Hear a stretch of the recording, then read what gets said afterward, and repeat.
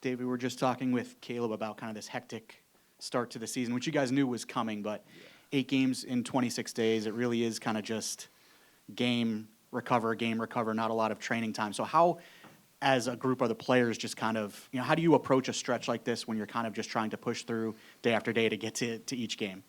It's definitely a grind, but it's kind of similar to preseason. Preseason's always a grind, so you just kind of went straight from that into a full game stretch, and it's definitely, I'd say, a disadvantage not having more training time, especially with like kind of new coach, new system, and stuff like that. But I think he's done a good job on trying to give us a very clear and concise game plan from game to game, and kind of focusing on what we want to keep building on week in, week out as a team, and kind of how he wants us to play, and then also kind of tailoring each game specifically to kind of counter the weaknesses or strength of the other team. So it's a grind physically, mentally, all of the above, but I think we're managing it the best we can, obviously, and yeah, I know a lot of other teams are in our shoes as well, and so there's no excuses. And I know you're one guy who's played in every game so far. You've had some different center back partners from game to game, but how seamless has that transition been for you playing alongside, whether it's Farrell, Kessler, Jonah from game to game? Yeah, I mean, it's easy because they're all quality center backs. They all have tons of minutes in quality in this league, so it's been very seamless just because playing next to really quality guys.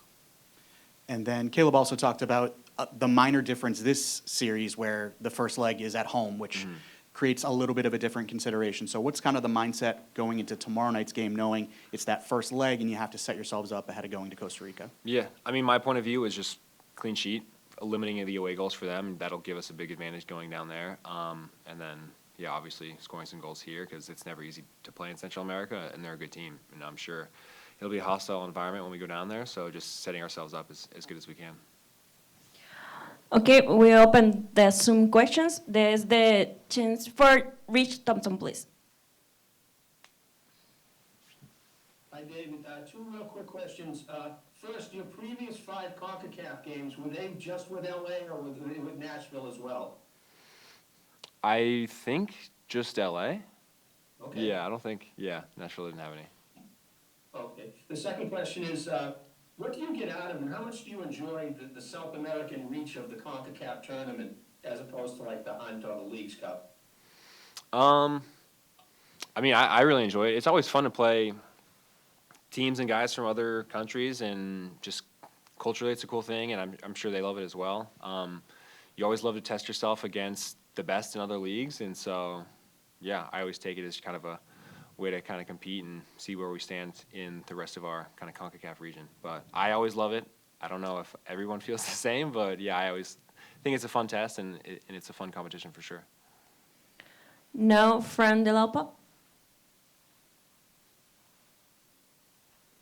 Right, Dave. Caleb was encouraged by your team's performance second half against Toronto. Does that give you guys, do you feel like you have some momentum going into this match from that performance? You would hope so. I think we controlled the game really well. I mean, granted, they probably sat in just trying to secure a road win, so that might have altered things. It might have been a little different if we were tied or winning, but I think we fought extremely hard. We were very organized. I think we limited them pretty much the entire second half of what they were doing offensively, and kind of just got to take your hat off to the Insigne finish in the first half. The guy's a world-class player for a reason. But, yeah, I thought we battled through 90 minutes. We've had a tough stretch with the DC game as well. We were battling in that one as well. So there are a lot of positives to take from the last 2 MLS games, even though they weren't good results. But just carrying the momentum of how we're building as a team and our structure into this game will be huge. Okay, and the last question, Alejandro Monge, the floor is yours. Hi, Dave. Alejandro Monge from ESPN in Costa Rica. You had Costa Rican teammates before your career, like Giancarlo Gonzalez on LA Galaxy or Randa Leal in Nashville. What players about Alajuelense do you think you have to be careful? What do you know about them? Ariel Lassiter as well. Let's see. I mean, all of them were extremely talented, very, very smart, technically gifted, and really good athletes. I mean, I can't say enough about Costa Rican players. You've seen it on the international level. Costa Rica's gone far into World Cups before, and it's a very, very talented country for the size that it is. So definitely not taking this lightly at all. We know they're a very, very good team, and excited to play them, honestly, because I've had 3 really good teammates as Costa Ricans. So thank you so much for your time, and good luck tomorrow. Thank you. You're welcome. Thank you, guys.